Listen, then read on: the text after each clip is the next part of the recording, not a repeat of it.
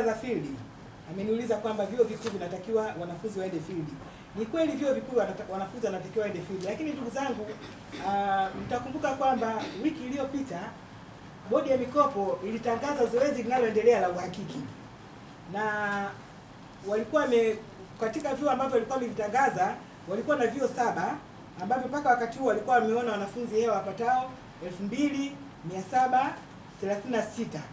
Sasa zoezi la baada ya kufanya press conference, wale wanafunzi wamewekwa kwenye waliwekwa kwenye mitandao na vyuo vilipewa taarifa na wakawa wametakiwa wajitokeze wakahakiki, na hivi tunavyoongea zoezi la kuhakiki tena kwenye vyuo linaendelea, kwa maana ya kwamba kwa mfano kama UDOM walikuwa na wanafunzi 743 ambao walikuwa wanaonekana hawapo. St. Joseph walikuwa na 268 na kadhalika.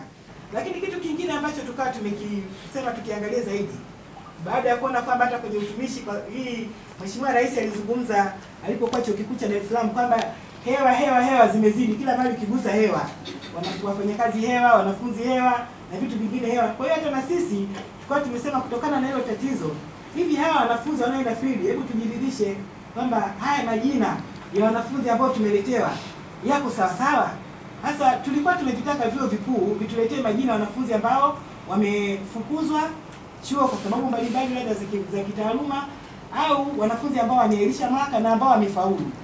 Na kwa uchambuzi ambao tulikuwa tumeanza kufanya jana tu kwenye vyuo viwili, tumebaini kwamba wapo baadhi ya wanafunzi ambao ni marehemu lakini wameombewa fedha kwa ajili ya field. Wapo wanafunzi ambao chuo chenyewe kimeleta taarifa, tena ni taarifa ambazo ni za muda, sio za zamani.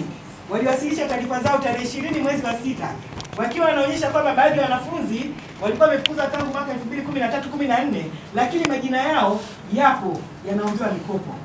Sasa kutokana na changamoto ambazo zimejitokeza, na hata hapa tukimaliza kuna sasa kikosi kazi ambacho tutaangalia vizuri zaidi, niseme tu kwamba hizi fedha za field hatuwezi kuzilipa mpaka tujiridhishe kwamba hakuna wanafunzi hewa, kwa sababu tunapoteza fedha nyingi sana katika kuwalipa wanafunzi ambao hawastahili.